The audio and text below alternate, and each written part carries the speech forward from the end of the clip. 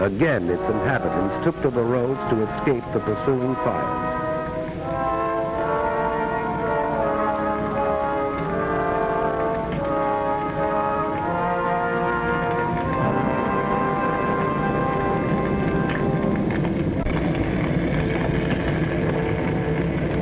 The cathedral crashed in flames. The invaders rolled on. Morning found the refugees still fleeing blindly. Reputable observers said these refugees were machine gunned from the air. There is no photographic evidence of this. And this is what they fled.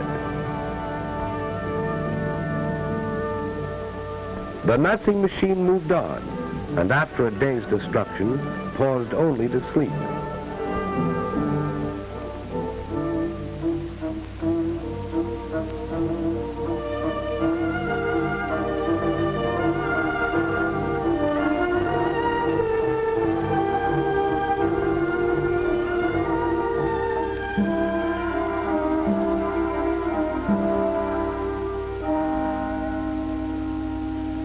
This was Antwerp, where the democracies had fired oil tanks as their armies retreated.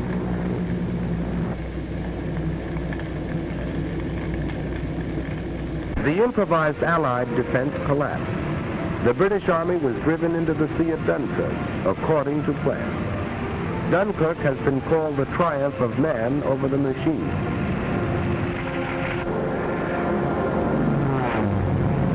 To challenge the Die Fathers, Spitfires rose from British bases and fought for the domination of the air over the desolate beach, while ground forces continued a stubborn rear guard action.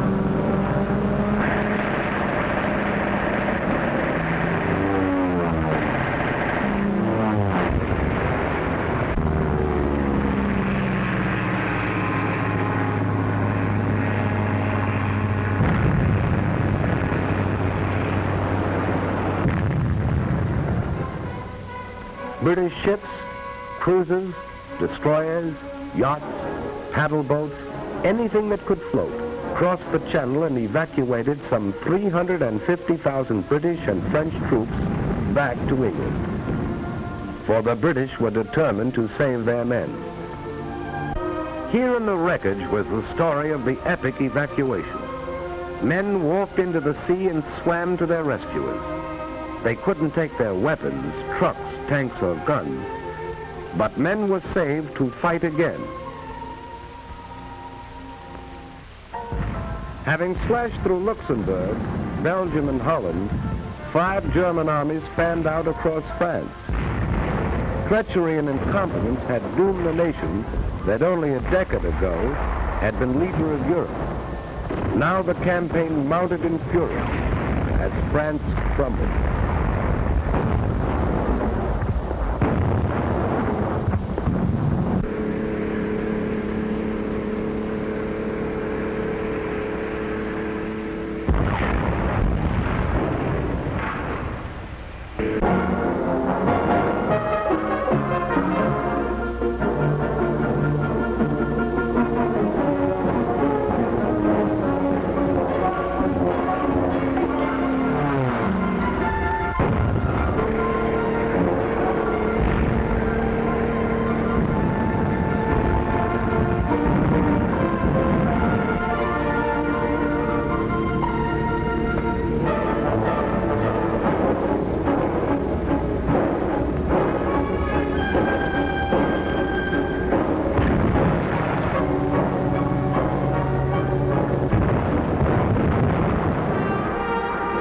On June 10th, 4 days before France fell, Mussolini entered the war. He had waited until that moment to make his decision.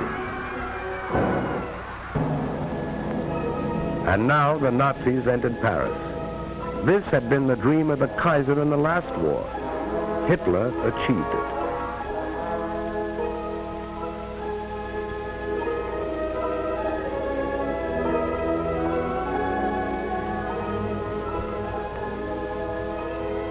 And the Maginot Line was still there. The Nazis had merely outflanked it. Now they tried direct attack, and the Maginot Line fell.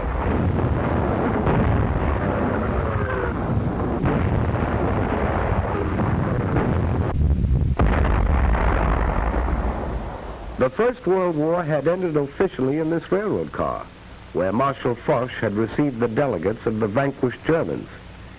Hitler commandeered the car for what he believed was the end of the Second World War.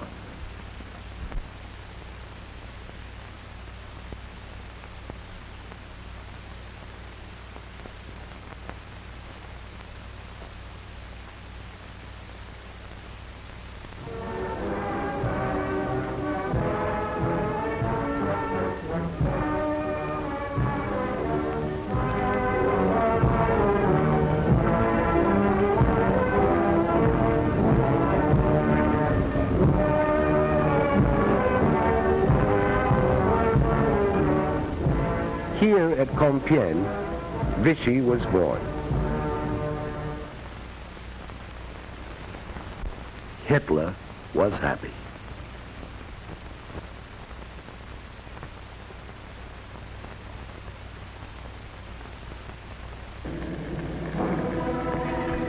Britain alone remained as Hitler's sole barrier to a total victory.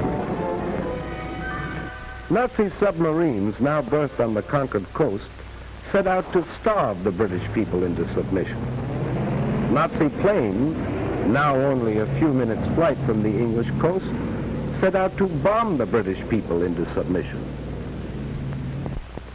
Britain hung on.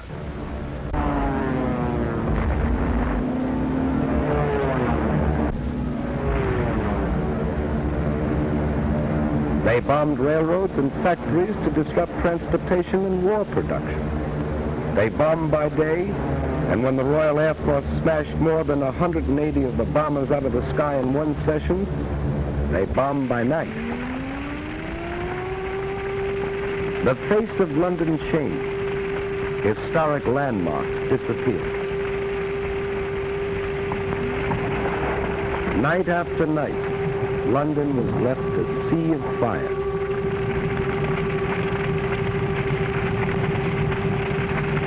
Coventry.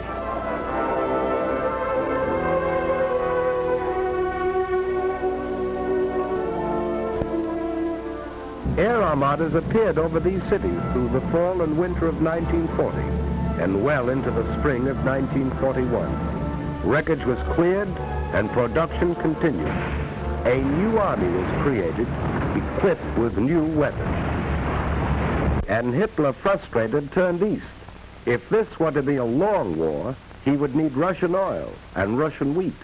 So he proclaimed himself anew the archenemy of communism, despite his earlier plea to the German people that National Socialism and communism could live side by side.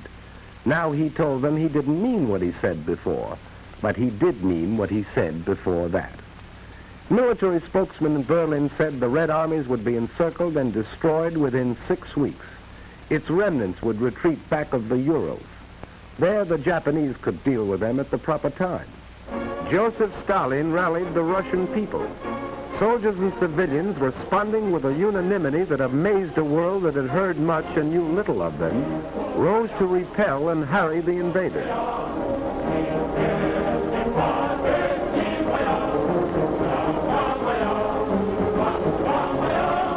Working with whatever tools they could seize, working against time, men and women, old and young, carved these huge tank traps.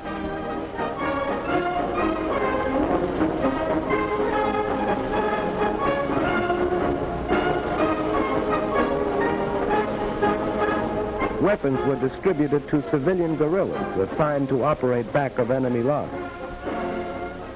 Anti-aircraft guns swung into place to battle Luftwaffe advance units.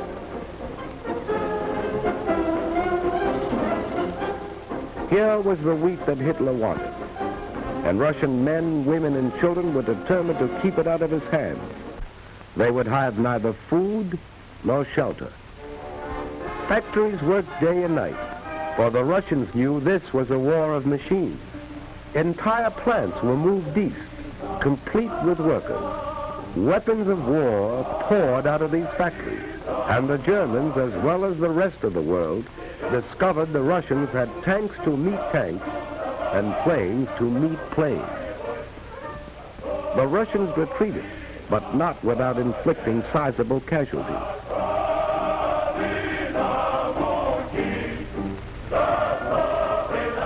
German prisoners captured seemed shocked at the ruthless opposition they encountered. It had been different in France.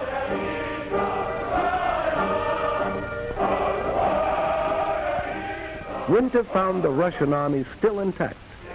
German casualties mounted until they were counted in the millions. Hitler's armies were not smashed in the winter campaign, but the Russians gained the initiative and held it. As the snows melted, Hitler was to meet new Russian armies and new machines as summer came to the 2,000-mile front.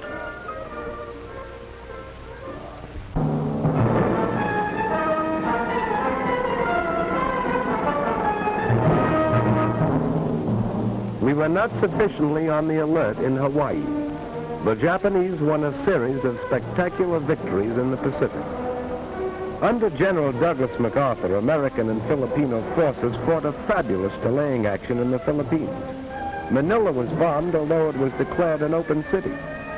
Because of vast distances, it was impossible to send supplies or reinforcements, and Bataan fell only when Americans and Filipinos had eaten their mules.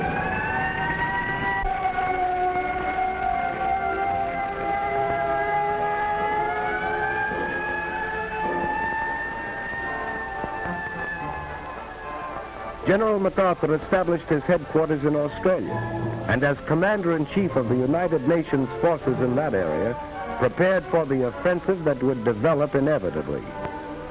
For despite setbacks, we had established a supply chain 6,000 miles across the Pacific that stretched to New Zealand. Like the other democracies, we were not prepared for total war. Fortunately, under the Lend-Lease Act of March 1941, we had set out to become the arsenal of the free and fighting nations. We were determined to supply them with our war goods, whether they could afford to pay or not. We were buying time. Time to convert the industries of peace into war. Time to make ships, merchant ships and warships.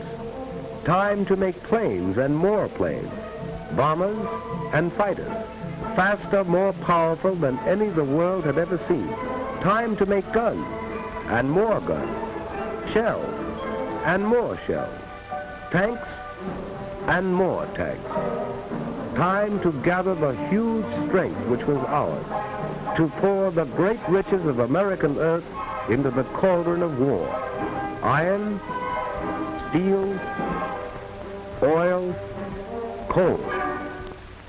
Time to build a navy called upon to fight in both oceans and upon all the seas, to convoy men and weapons to Australia, to Britain, to the Middle East, to Russia. A navy that had already undertaken daring raids upon the Gilbert and Marshall Islands and braved Japanese waters, and had taken a heavy toll of the invading forces in the Makassar Straits, and had won the first battle in the Coral Sea. Time to expand a miniature professional army into a modern war machine. Time to take civilians gathered in a peacetime conscription while we were still debating, to mold them into soldiers, train them in the use of new weapons, new tactics. And we were buying time to weld the home front and the fighting front into one. For this was total war, and we realized victories were born in the production line. We needed more ships, more planes, more tanks, more guns, more shells. We were not fighting alone. 9 of the Pan-American neighbors severed diplomatic relations with the Axis. Colombia, Bolivia, Brazil, Ecuador, Mexico, Paraguay, Peru, Uruguay, and Venezuela. At this time, the issue is clearly drawn. There can be no peace until Hitlerism and its monstrous parasites are utterly obliterated, and until 9 of the Pan-American nations declared war upon the aggressors. Cuba, Costa Rica, the Dominican Republic, El Salvador, Guatemala, Haiti, Honduras, Nicaragua, and Panama. Mexico joined these nations in June 1942. We were not fighting alone. Even in the conquered countries, the will to fight survived. Dutch, Belgians, Yugoslavs, Greeks, Czechs, Filipinos, Poles, Norwegians, free Frenchmen, all fought with us on the far-flung battlefield. Australians, New Zealanders, South Africans, Canadians. We were not fighting alone. In this war of the people seeking a world without war for their children.